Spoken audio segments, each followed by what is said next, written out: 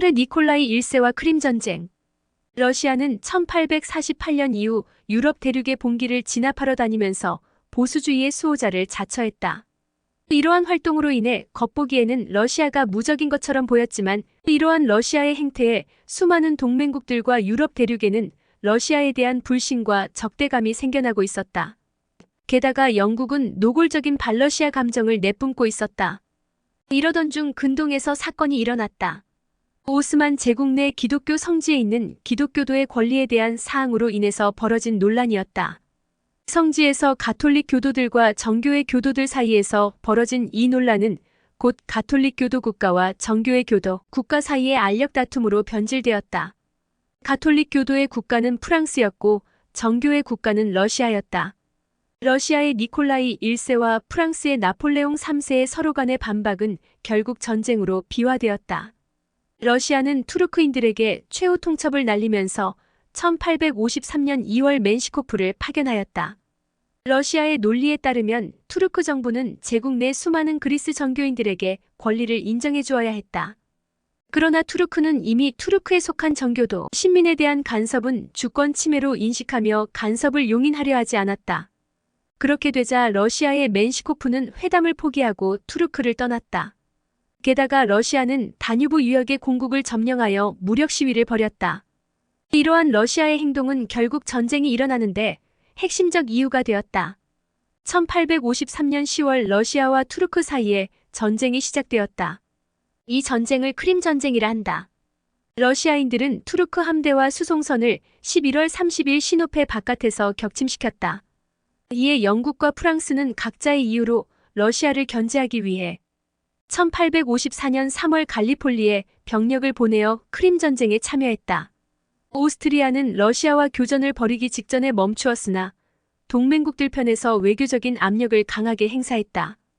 니콜라이는 어느샌가 자신이 혼자 싸우고 있다는 것을 깨달았고 자신의 반대편에는 유럽 전체가 있음을 깨닫게 되었다. 영국과 프랑스, 투르크, 그리고 사르데냐 왕국의 군대는 흑해에 있는 러시아 요새 세바스토폴을 공격하기로 결정했다. 1854년 9월 동맹국은 크림반도에 상륙해서 요새의 남쪽에서 전투를 벌였다. 러시아 제국은 발라클라바 전투를 통해 반격을 시도했으나 격퇴당했다. 위기에서 벗어나기 위한 러시아의 두 번째 반격은 오르만 파사의 오스만군에게 격퇴되었다. 크림반도에서의 전투는 세바스토폴 요새 포위전으로 바뀌었고 양측 군대는 끔찍한 전투를 이어나갔다. 세바스토폴은 동맹국이 거듭 감행하는 포격과 돌격에 대항해서 11개월 반을 버텨냈다.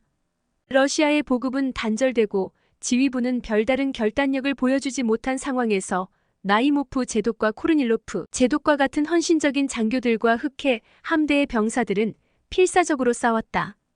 특히 러시아 공병대장이자 대령인 토틀레벤 백작은 방어진지 구축에 대한 대가로 동맹국의 진격을 훌륭히 지연시켰다. 이 이야기들은 톨스토이의 세바스토폴 이야기에 잘 묘사되어 있다. 그러나 세바스토폴은 보급이 끊긴 채 항전하다 11개월 만에 결국 수성을 포기했다. 러시아군은 남은 군함을 침몰시키고 요새를 폭파시킨 다음 1855년 9월 11월 세바스토폴을 포기했다. 이 시점에서 니콜라이 1세는 3월에 이미 사망했고 그를 계승한 알렉산드르 2세와 동맹국들은 오스트리아로부터 외교적 지원을 받아 1856년 강화를 체결할 준비를 마쳤다. 길어지는 전쟁에 영국과 프랑스도 이를 환영했다.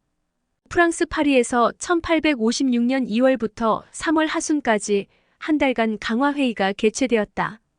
조약의 규정에 의해서 러시아는 투르크의 다뉴브 강 입구와 베사라비아 일부를 양도해야 했고 흑해의 중립화에 동의했다. 러시아는 크림 전쟁에서 패배했다. 따라서 러시아 제국은 흑해에서 적대적 행동이 금지되었다. 게다가 다뉴브 강에 위치한 공국들은 러시아가 아닌 조약에 서명한 열강의 보호 아래 놓이게 되었고 러시아의 국가적 위상은 충격적으로 낮아지게 되었다. 니콜라이 1세는 자신이 사랑했던 러시아 제국군이 서구의 근대적 군대에 의해 무너지는 모습을 보면서 1855년 2월 18일 사망했다. 군사 역사학자 풀러는 크림 전쟁은 전제 정치를 정당화하는 원칙 중에 하나, 군사력과 안보를 유지할 수 있었던 전제 정치의 능력을 폭파했다 라고 서술했다.